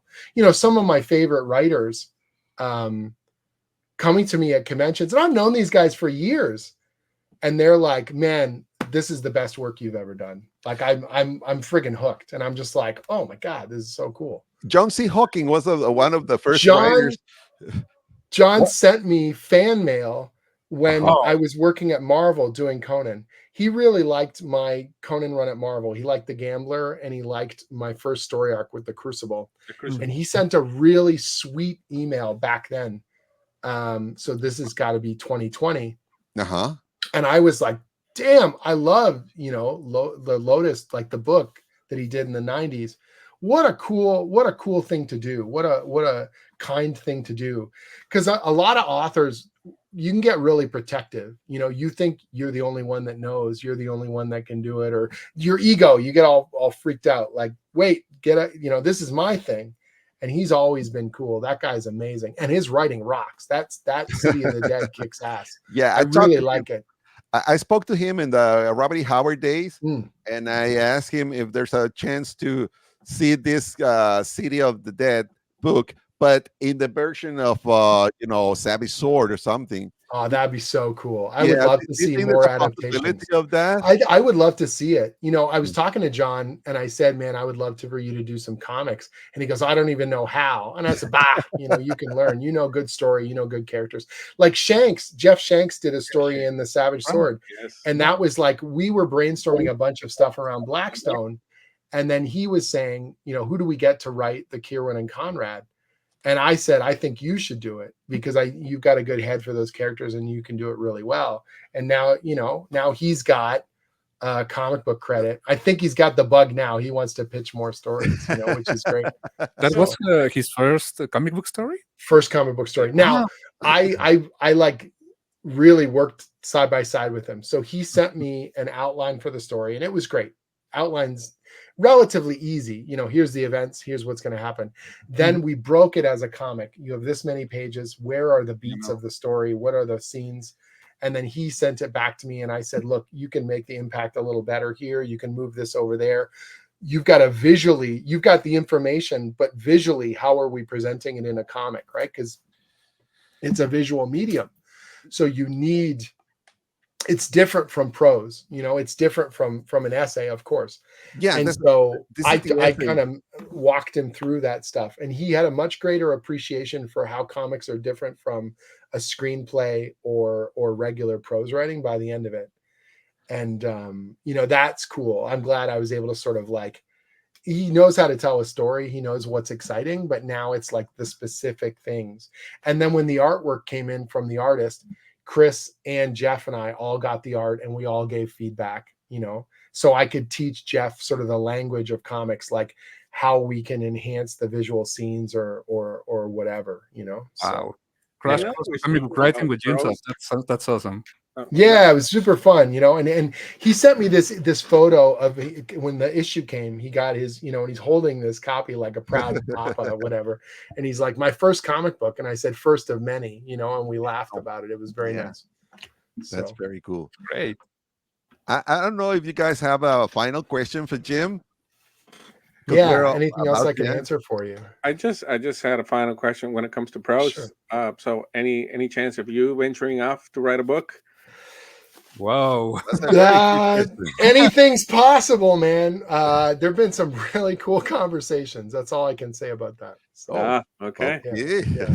He leaves every last page in his comic books. You're always like, oh, what's gonna happen? You know what? Like, I gotta tell you, guys like Hawking and Lovegrove, God, that's intimidating. You know, like they do, they're very natural at it, and I would need to build up a head of steam, you know, that's for sure.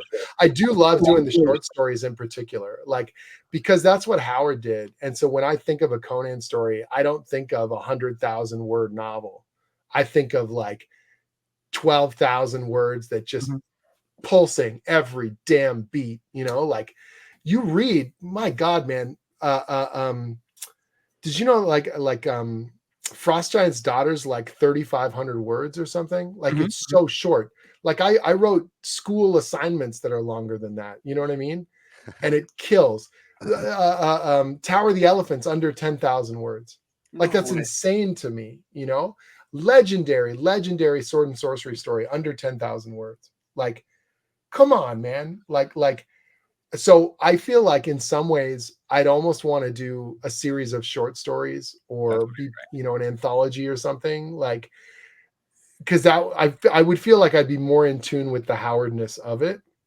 A full-length novel, whew, that would be a hell of a thing. But maybe ask me, you know, down the line. I'm so focused on the comics right now. I will say that even if that's a possibility, it's certainly not immediate. Like my absolute priority's got to be that monthly book and the big tent post events. Like that's what I came in for. That's what I'm signed on for. That's top of the line for me. You know, if that monthly book isn't earning its keep, what the hell am I doing here? Like it's crazy, you know? So I've got to be, everything else is like cool, but not priority compared to that.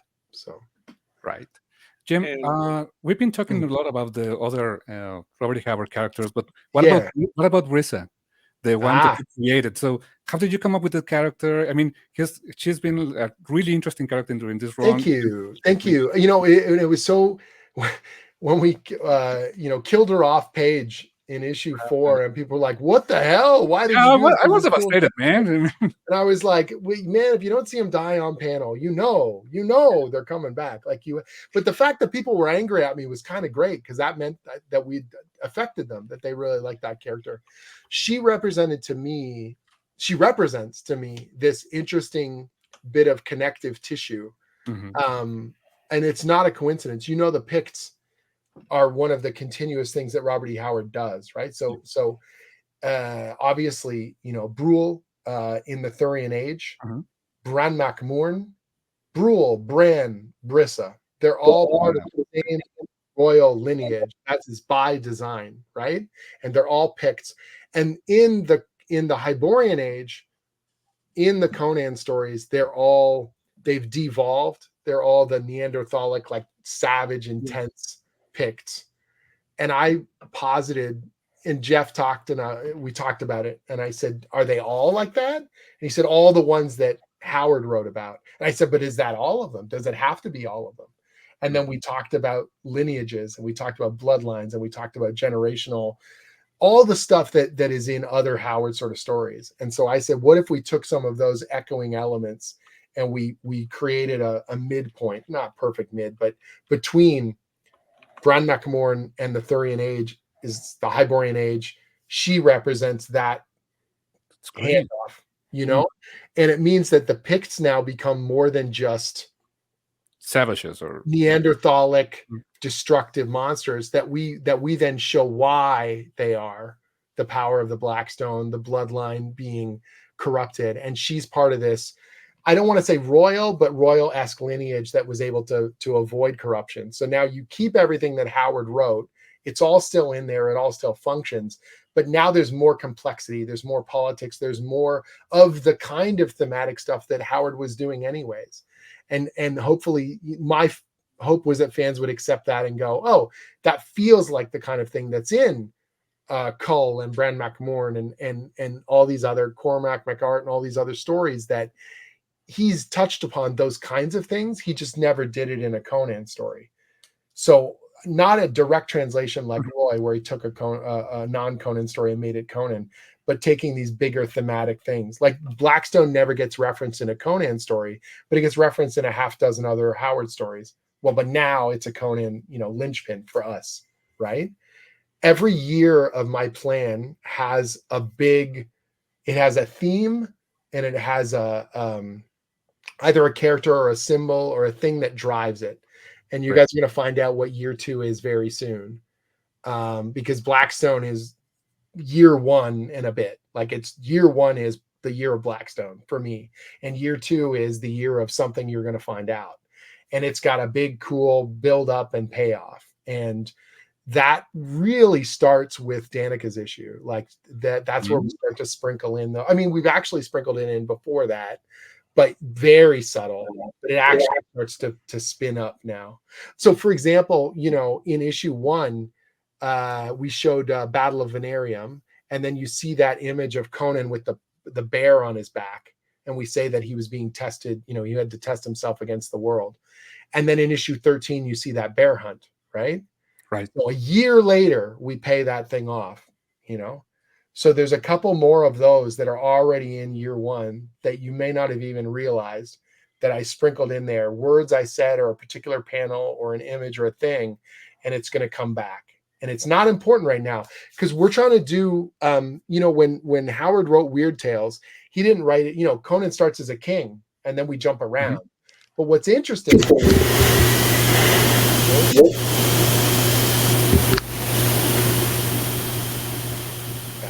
I swear I didn't touch anything. No, it's okay. So, Ludwig, you're not hearing that, eh? Oh, No, but that's your mic. I think it's your mic. Yeah. But it's okay now. The sound is it goes away. So you can edit that bit out. It was coming from your mic, Ludwig, because it was like this big staticky sort of shock. No, it's okay. And then when you said it, it was like reverberating. We'll edit on that cut. It's all good. Oh, okay. Does it sound okay now? Yeah, you sound good. Okay now. Okay. I won't touch the thing. Okay. So but if I think the mistake that some people make is they try and read the original Howard stories in chronological order. So you start with whatever Frost Giant's Daughter, and then you go whatever God in the Bowl or Tower of the Elephant. And you do see Conan go from a youth to a king. And that is one way of reading the stories. But if you read them in publishing order, it's really interesting because they jump around thematically, right? So I'll give you an example. So in the Tower of the Elephant, they talk all about thieves in Zingara, right? And the Zingaran thieves. The next story in publishing order is Black Colossus, and it opens with Shivatis, who's a thief from Zingara. So it's like thematically, they're playing with thieves. They're playing with these things. But if you read it in chronological order, you'd never get those connections, that he talks about being a sea captain, and then the next story, he's on a pirate ship. Because that was the order that Howard was writing them in. Do you know what I mean? And so now I can jump around that we started with Bound in Blackstone, and we jump a few years after Queen of the Black Coast. But what connects those two stories is Blackstone. and what connects Age Unconquered is Blackstone. Mm-hmm. So even though there are 3 stories in different times, they're all connected by Blackstone. So year 2, we're going to move. So we go back. Belit's alive again. We've just reversed the timeline, and now we're in the middle of the Pirate Age. But the second year has its own theme. And so that Belit story has a piece that's important that you didn't need to know in year 1, but now you need to know it in year 2. Now it's important, you know? And year 3 is going to be the same thing. Sometimes we're going to focus on something young, something old. But what you're going to see as a reader is why. Why old now and why young here? Why? You know? And that's a fun way to write, because I don't just have to be like, okay, we can't do a story with the king until we get to old man stories. You know what I mean? Like, I can do a king story if it works thematically and if it tells you information you need to know for the big picture. Right. That's great. I mean, and as a reader, it's a really good experience, because like jumping back and forth in the timeline is. It also means that we're not trying to close off other stories. Personally, I think one of the mistakes is if you say to yourself, you know, whatever, how many stories are there between Beyond the Black River and Hour of the Dragon? Well, the answer is an infinite number of stories, right? Conan is an icon. Yeah. How many Batman stories are there? How many Spider-Man stories are there? How many Wonder Woman stories?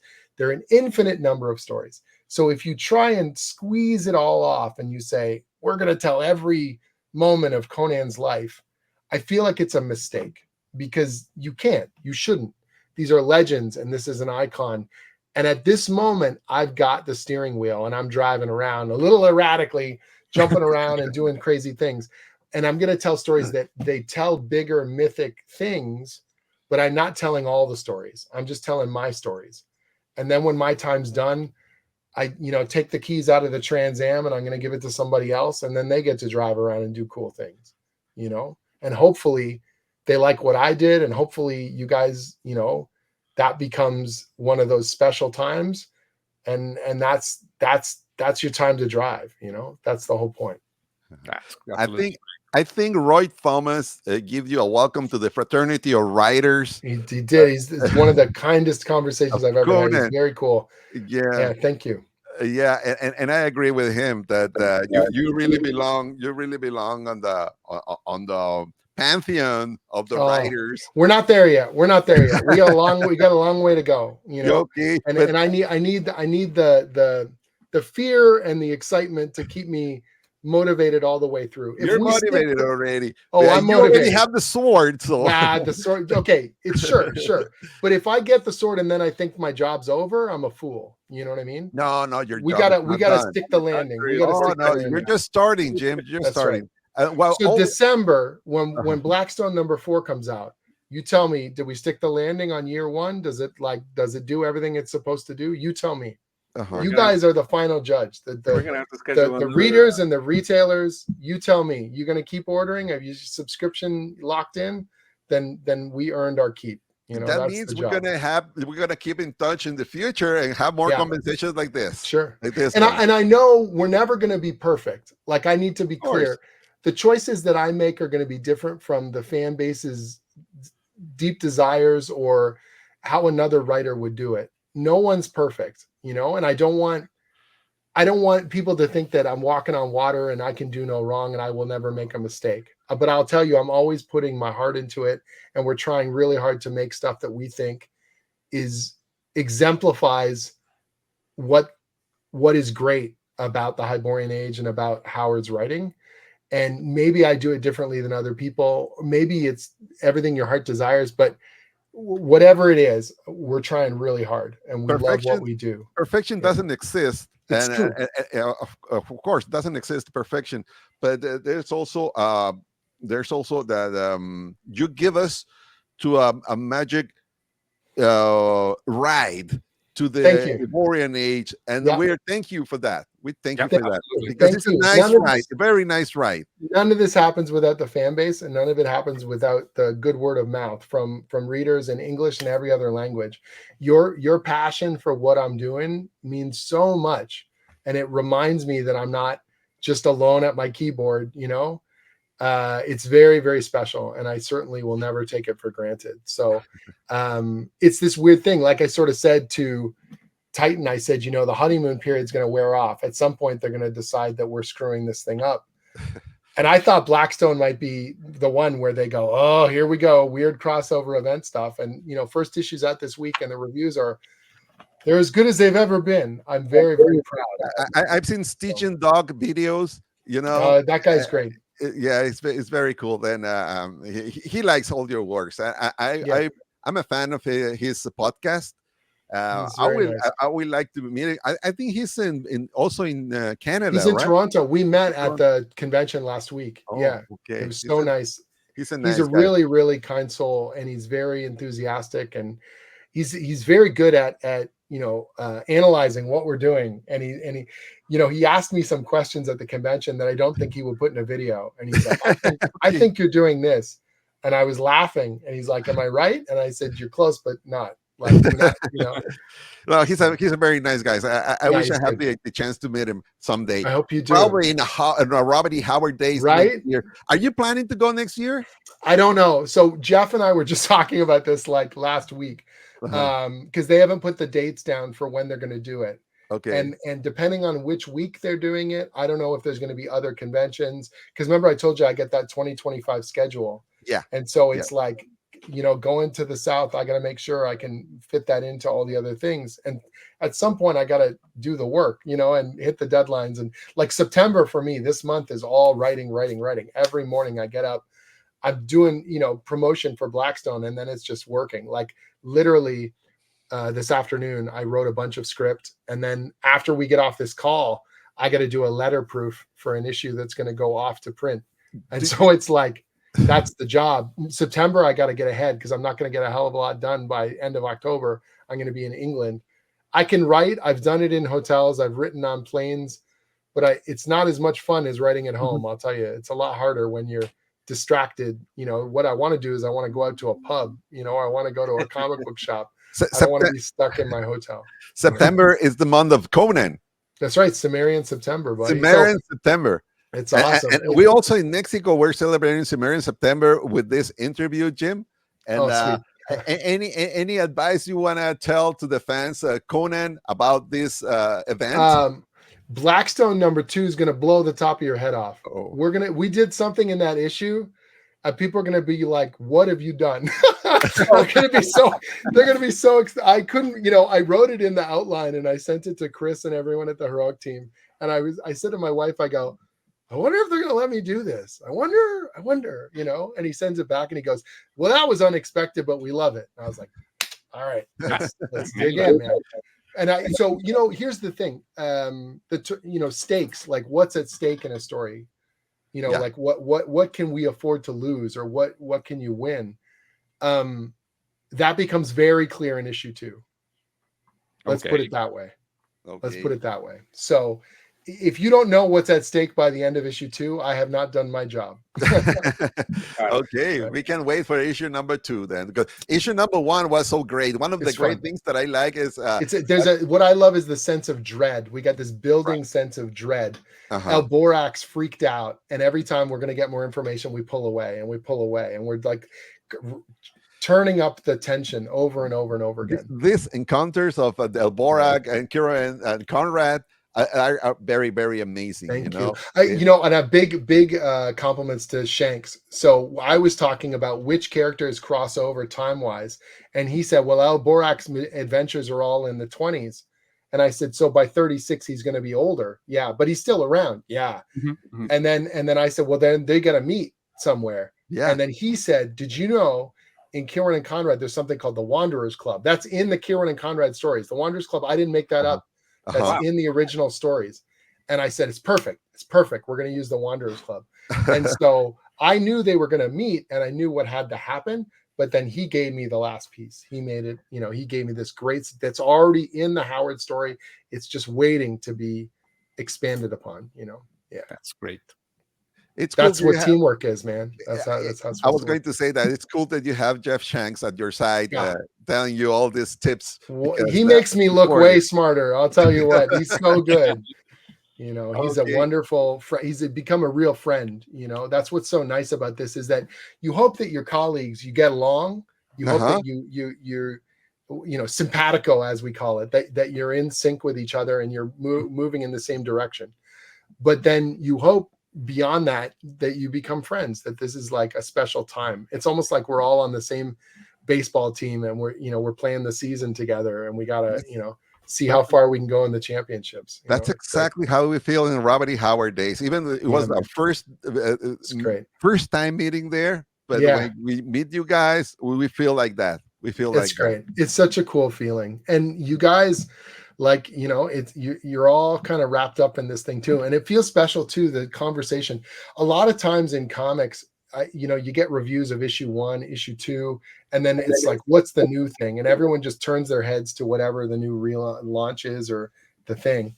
Man, issue 14, I get more reviews than most of the other comics I've done were the first issue. Like, it's people they're still excited. They're still talking about it. They're still analyzing it. They're still excited for the future. That feels very special to me. Thank you so much, Jim. Thank you so much for your time, for your words, for sharing all these good stories, and thank you so much for writing Conan the Barbarian and give us these moments of you know, we really enjoy this era, this new age of Conan and Titan Comics. And I hope we're still in touch and talked about when the Battle of the Blackstone ends in issue number 4, and talk about the future projects of Conan. It's going to be cool, man. The future is bright, and we are very, very excited. Kron doesn't care, but I am pumped. Man, it's so awesome. That's awesome. I like that. You know, that's a good quote for a t-shirt. Kron doesn't care. Kron doesn't care. Kron, like, we fail, we are victorious. Doesn't matter. But I'll tell you what, the fandom sure cares, and I sure care. So it's a fun time right now. Thank you so much, guys, for your enthusiasm. I just want to say thank you once again. The last time I was excited to read a Conan book was when I was reading These Little Things. Awesome. 14 or 15. So it's cool, man.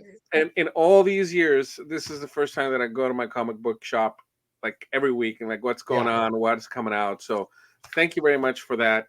It's a wicked time. Hope to see you soon again. Stay in touch. And more importantly, if you're come down to San Diego, want to visit Mexico, just come a couple of days extra. We'll take you down. That's the thing. Just carving out that extra time, you know, with the schedule, it gets so crazy. Like I said, sometimes it feels like the calendar is like Tetris. Like you're looking at, and my wife jokes, she goes, "You can't fill all the blocks. You got to have a day off. You got to stop." You know, like, and you're like, but this is such a special time, and we look at all these possibilities, and look how cool this is. But the days where you get the little quiet, you know, I had last week I just had a reading day where I literally did research reading, and I just sat on my back deck, and there was a nice breeze blowing, and I'm reading a bunch of Robert E. Howard stories, and I'm sitting there and I'm like, this is my job. You know, it's all right. I can do this. This is cool. You know, it's good stuff. Karmix? Yeah, thank you, Jim. I mean, it's been a pleasure meeting you. I love what you're doing on Conan, and I gotta say, just like Ludwig, I have my pull list from my comic book store, but normally they go into the pile, and I read them what's going. But the Conan issue is the first one I read when I get home. This is what's so cool, you know. I appreciate the people that are buying multiple copies or they're buying all the covers. Just as long as you read the book, I make the book to be read. And I'm glad people are collecting, and I'm glad people are getting all the rare ones or whatever. But one copy, all I ask, make sure you read that sucker, because that's what's most important to me. The covers are wonderful, of course, and they're beautiful, but between the covers, all the magic happens for me, you know. So and we're collecting also in Spanish, in English and Spanish. So. It's great. I love to see it. I really want to, you know, like meet more of the foreign fans. I really want to go to these countries, French and German and Spanish and Portuguese, and, you know, like I really do want to see those people. And I know even if we're not speaking the same language, we're speaking this cool sword and sorcery language together. It's so amazing. Let me tell you something that I say to my friends in Spain. I have some colleagues over there with their podcasts, and we talk about Conan very often. But because one are from Argentina, I'm from Mexico, and then others from Spain, and I say, you know, we're stopped saying that you're not from Argentina, you're not from Spain, I'm not from Mexico. We're all Cimmerians, and we say that's right. Whenever I send an email to our whole creative team, we've got the group email, for work stuff. I always, rather than writing everyone's names, okay, Doug and Diego and I just write, hey, Hyborians. Hi, Hyborians. Oh, okay, here's what I need you all to know. Like, here's what's going on, That's and it just saves we're all Hyborians. We're all doing the thing. It's great. That's it. That's it. Thank you so much, Jim, for your time. Hope to see you and after with the Conan Battle of the Blackstone ends, and hope to have you again in el Santuario de los Cómics. Thank you so much, Jim. Thank you. I appreciate that. See you, my friends. Amigos comicófilos, nos vemos en el siguiente entrevista. Esta vez tuvimos a Jim Zub here y pues bueno, vamos a seguir adelante leyendo Conan y los incentivamos a que sigan comprando cómics de Conan, de Titan Cómics y escritos por Jim Zub. Hasta luego, amigos comicófilos. Hola, amigos comicófilos, ¿cómo están? Bienvenidos